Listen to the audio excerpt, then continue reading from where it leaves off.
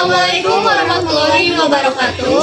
Kami dari kelompok 10 akan menceritakan kembali novel trilogi Ronggeng Dukuh Paruh yang beranggotakan Sahid dan Firasat menceritakan buku pertama yang berjudul Catatan Fatma.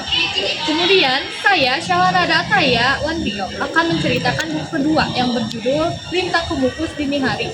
Saya Casmati Nisi akan menceritakan buku ketiga yang berjudul Jantaran Biang Lala. Terima kasih. Di sini saya akan menceritakan novel Ronggeng Dukuh Paruh yang bagian pertama. Cerita ini diawali dengan diperkenalkannya kehidupan di desa Dukuh Paruh.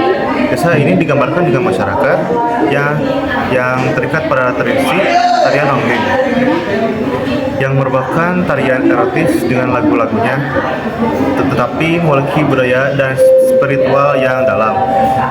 Lalu kita diperkenalkan dengan 3 pemuda desa Dukuh Paruh, yaitu Rasus sebagai tokoh laki dan 2 temannya yaitu Warta dan Darsun. Mereka sedang bermain bersama. Setelah itu mereka menemui gadis desa, yaitu seorang tokoh utama bernama Serintil. Ia adalah gadis yatim piatu yang memiliki bakat alami untuk menari ronggeng. Namun Serintil merasa tertekan karena beban yang dibawanya sebagai ronggeng. Ronggeng tidak hanya menari saja, tapi juga terikat dengan nilai-nilai budaya dan sosial yang membuat membebani perasaan dan kebiasaannya. Di usianya yang masih muda, Serintil menjadi ronggeng karena niat untuk menebus kesalahan orang tuanya yang meracuni warga dengan tempe pongkreknya. Lalu di usianya yang masih muda juga, Serintil mengikuti upacara adat untuk menjadi ronggeng.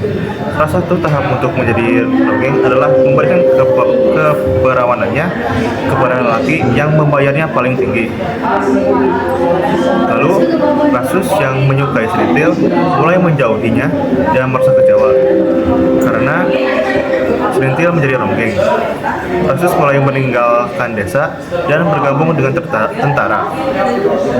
Sekian buku Ronggeng Dukuh Paruh bagian pertama. Saya akan menceritakan kembali buku kedua dari novel Ronggeng Dukuh Paruh yang berjudul Lintang Kemukus Dini Hari. Sejak Rasus pergi tanpa pamit, Serintil mengalami pergolakan batin dan merasa kehilangan. Ia mulai mempertanyakan hakikat dirinya sebagai perempuan dan konsep laki-laki. Kepergian Rasus menjadi pukulan berat, membuatnya murung dan 2 kali absen dari pentas ronggeng. Kemudian memunculkan spekulasi bahwa Rasus telah membuatnya tergila-gila. Nyai Kartareja yang dianggap gagal mendidik Serintil mencoba memisahkan mereka dengan menanamkan sesuatu di pojok kamarnya Serintil. Namun, tanpa disengaja, usaha tersebut digagalkan oleh Serintil sendiri. Suatu hari, mandor perkebunan yang bernama Marsusi ingin menemui Serintil, tetapi Serintil justru menolak dan melarikan diri ke pasar Dauan. Masyarakat berspekulasi tentang alasannya, mulai dari keengganannya menjadi ronggeng hingga keserakahan Nyai Kartareja. Untuk menutupi alasan kaburnya Serintil, Nyai Kartareja mengarang cerita bahwa Serintil iri pada Kalung, istri lurah.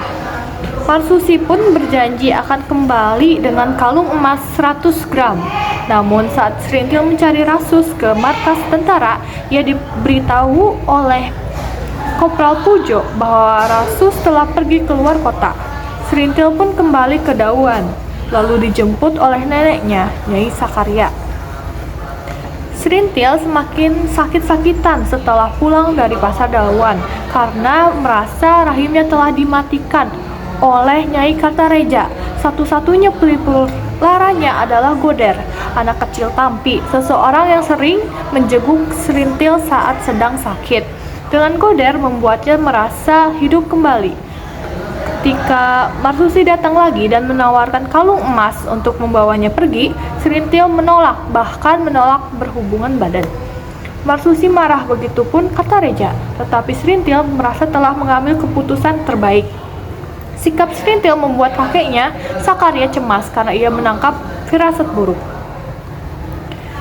Saat perayaan Agustusan, Serintil akhirnya bersedia meronggeng kembali karena melihat keadaan keluarga Sakum yang sangat melarat. Namun, Marsusi yang dendam pergi ke dukun untuk memintanya mempermalukan Serintil di depan umum. Akibatnya, Serintil mengalami sesak napas saat pentas ronggeng. Namun, pelaku dari kejadian itu diketahui oleh Kartareja. Ketenaran Serintil sampai keluar, salah satunya terdengar oleh Sentika dari Alas Wungkal. Sentika sendiri adalah orang yang sangat kaya raya dan baik. Dia menemui Serintil bermaksud untuk meronggeng di rumahnya pada hari ulang tahun anaknya, Waras. Selain itu, dia juga meminta Serintil untuk menjadi gowok untuk anaknya, semacam perempuan yang tinggal sementara untuk mengajari kelelakian. Gowok bertugas menjelaskan bagaimana menjalin sebuah rumah tangga. Serintil menyanggupi untuk menjadi ronggeng, hanya saja menjadi gowok akan ia putuskan belakangan. Sampai di Alas Wungkal, ternyata Serintil ingin menjadi gowok bagi Waras.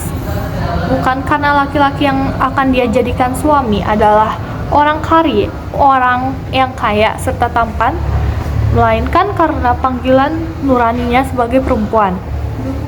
Seorang perempuan sebagai penyeimbang laki-laki.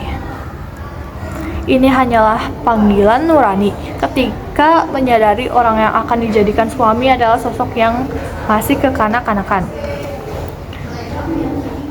Waras adalah lelaki dewasa kurus yang tidak bisa merawat dirinya sendiri, layaknya seorang anak kecil. Seorang lelaki berumur 17 tahun yang bahkan tak mengenal apa itu birahi. Dengan berusaha sekuat tenaga, Serintil menjadikan Waras lelaki dewasa.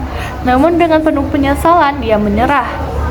Waras hanya mengalami sedikit perubahan. Serintil merasakan kegagalan yang amat sangat. Dia hanya mampu bertahan selama 3 hari. Serintil merasa kecewa bukan karena kebutuhan birahinya tidak terpenuhi, melainkan keperempuanannya yang sama sekali tidak berarti. Pada 1964, kejayaan ronggeng Dukuh Paruh kembali. Meski Serintil tak lagi melayani ronggeng atau yang seperti itu, ia sering diundang pentas panggung dalam acara-acara politik, terutama oleh Pak Bakar, yang memberi fasilitas dan pengaruh besar pada Dukuh Paruh. Namun, propaganda dan kerusuhan dalam pentas membuat Serintil dan grup ronggengnya enggan terlibat lebih jauh lagi. Ketika cungkup makam Ki Seca Menggala dirusak dan ditemukan caping hijau, suatu simbol kelompok yang berseberangan dengan Bakar, Serintil kembali bergabung dengan kelompok Bakar demi kehormatan Dukuh Paruh dan balas dendam. Tahun 1965, situasi di Dukuh Paruh, Daluan, dan sekitarnya semakin kacau. Tentara sering masuk ke desa, rumah-rumah pengikut Bakar pun dibakar. Dan terungkap bahwa Bakar adalah anggota Partai Komunis Indonesia atau PKI. Serintil dan Kartareja mencoba menjelaskan ke polisi bahwa mereka hanya melakukan pentas kesenian, tetapi mereka akhirnya ditahan. Kehidupan Dukuh Paruh pun meredup. Beberapa hari kemudian, desa mereka dibakar habis, menyisakan hanya puing-puing. Dukuh Paruh nyaris musnah dan Serintil menghilang entah kemana. Sementara itu, Nyai Sakarya, Nyai Kartareja, Sakum, dan beberapa orang lainnya turut ditahan. Sekian. Baik, di sini saya akan menceritakan buku ketiga dari novel Ronggeng Dukuh Paruh tentang Jantera Biangmela. Awal diceritakannya dari buku ketiga ini, dituliskan bahwa Dukuh Paruh itu terbakar. Setelah malapetaka tempe bongkrek yang melanda Dukuh Paruh, kini Dukuh Paruh harus melandak kepahitan bahwa tanah airnya sudah menjadi abu, rata oleh abu. Tak lama dari tragedi kebakaran itu, terdapat seorang nenek, yaitu Nenek Rasus, yang semakin hari kesehatannya itu semakin memburuk. Tak lama dari itu, kabar bahwa nenek Rasus kesehatan semakin memburuk itu terdengar oleh Rasus sendiri. Saat ini Rasus itu bekerja sebagai tentara jauh dari kampung Duku Paruk. Karena Rasus mendengar bahwa neneknya sedang tidak baik-baik saja dan hanya sebatang kara di Duku Paruk, Rasus pun meminta izin kepada komandannya untuk bisa mengambil cuti untuk pulang ke Duku Paruk untuk beberapa hari dan melihat kondisi neneknya. Setelah Rasus mendapatkan izin untuk pulang dan menemui neneknya, ia pun terkaget bahwa setelah beberapa tahun dia tidak kembali ke Duku Paruk, betapa kagetnya ia setelah dia kembali lagi melihat kondisi Duku Paruk yang masih tersisa abu-abu bekas terbakarnya Duku Paruk. Tak lama dari menemui neneknya, tak lama Rasus pulang dan menetap di Duku Paruk, neneknya pun meninggal dunia. Setelah itu neneknya dimakamkan dan banyak duka yang kabar nenek Rasus meninggal tidak hanya bekas luka bagi Rasus, tetapi juga untuk seluruh masyarakat yang ada di Duku Paruk. Pada saat pemakaman nenek Rasus, kakek Serintil berbicara kepada Rasus untuk menitipkan beberapa bongkahan emas milik Serintil. Namun pada saat itu Rasus menolaknya karena Rasus merasa itu bukan hak dan milik Rasus.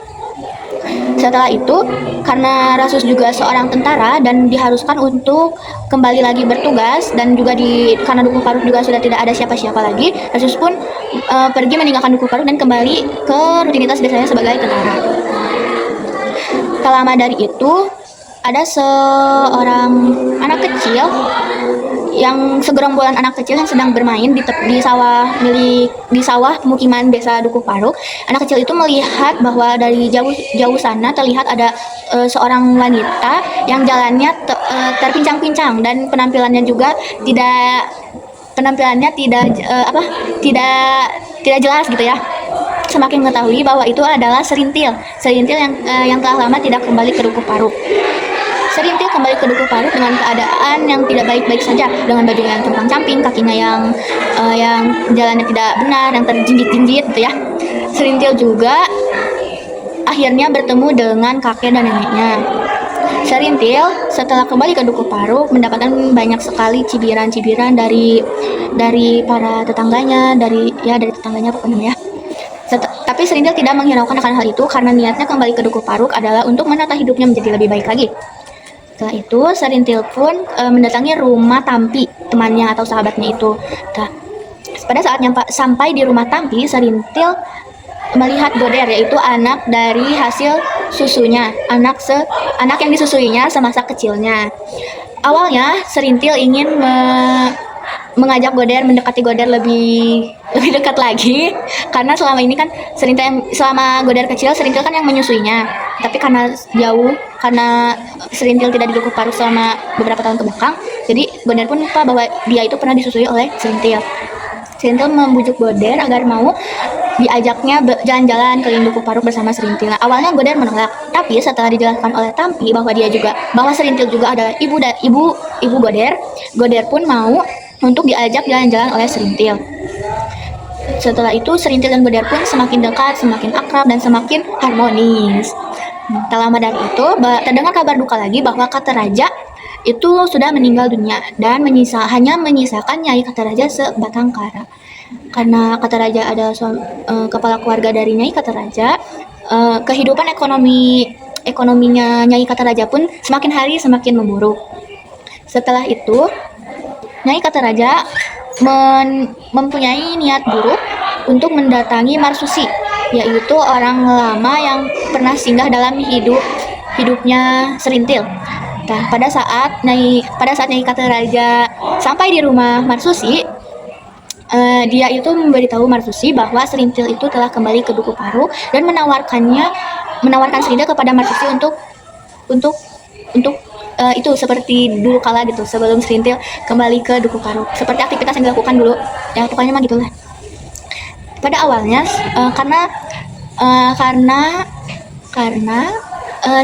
astagfirullah, Marsusi sudah bertekad untuk tidak mau datang lagi ke Duku Paruk. Pada saat itu Marsusi dan Nyai Kataraja mulai merencanakan rencana lain agar bisa menemui Serintil walau tidak di Duku Paruk. Karena Nyai Kataraja mengetahui bahwa Serintil sering melaporkan ke desa gitu ya sendiri, jalan sendiri. Jadi Nyai Katara itu memiliki ide untuk Marsusi untuk mengajak Serintil bermaksud untuk mengantar Serintil sampai ke desa gitu kan. Nah, setelah itu rencana itu pun mereka berdua deal-dealan untuk menggunakan rencana yang telah diajukan oleh Nyai Kataraja.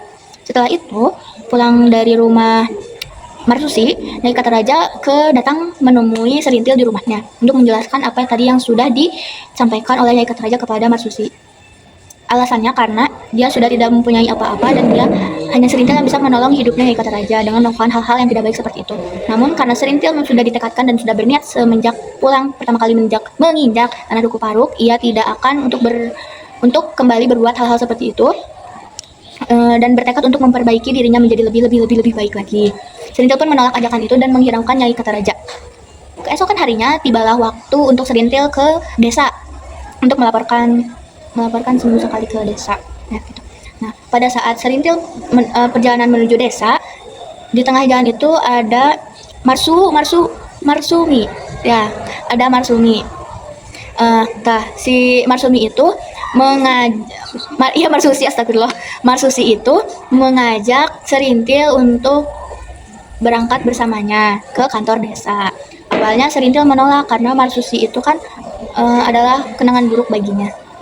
Menolak, tapi setelah akhirnya dibujuk oleh Marsusi, Serintil pun mau dan mereka pun berangkatlah menaiki motor Vespa ke desa. Setelah sampainya di desa, Marsusi pun tetap menunggu Serintil sampai akhirnya urusan Serintil di desa itu selesai. Setelah itu setelah urusan Serintil selesai di desa, dia pun kembali nih kan ke Duku Paruk. Namun karena melihat Marsusi berbeda dengan Marsusi yang dulu, Serintil pun mau diantar kembali oleh Marsusi ke Duku Paruk. Tapi hal tak terduga pun terjadi di tengah jalan. Pada saat ingin pulang langsung ke Duku Paruk, tetapi Marsusi itu malah belok ke tempat lain dulu. Nah, karena Serintil pun memberontak dan tidak mau diajak ke tempat itu oleh Marsusi, akhirnya mereka pun terjadi cekcok di tengah perjalanannya. Pada akhirnya motornya Marsusi itu terombang-ambing dan mereka pun jatuh dari motor. Setelah jatuh dari motor, si Serintilnya itu lari menembus hutan-hutan belukar. Lari pada saat itu Serintil lari, intinya mah nggak mau ketemu lagi sama Marsusi. Tapi karena Marsusi bertekad sangat ingin melakukan hal itu kepada Serintil, dia pun mengajar Serintil. Pada saat sudah jauh sekali berlari, pada akhirnya Serintil pun tumbang dan jatuh. Kakinya sudah terbalut oleh luka-luka yang sangat banyak dan darahnya mulai mengucur. Nah, setelah itu karena Marsusi semakin dekat dengan Serintil, dia pun merasa iba melihat keadaan Serintil dan mengurungkan niatnya untuk melakukan hal-hal tidak baik kepada Serintil. Setelah itu ada nih mobil yang bermuatan ya pokoknya ada mobil lewat. Nah, Serintil itu ingin meminta si supirnya untuk mengantarkan Serintil.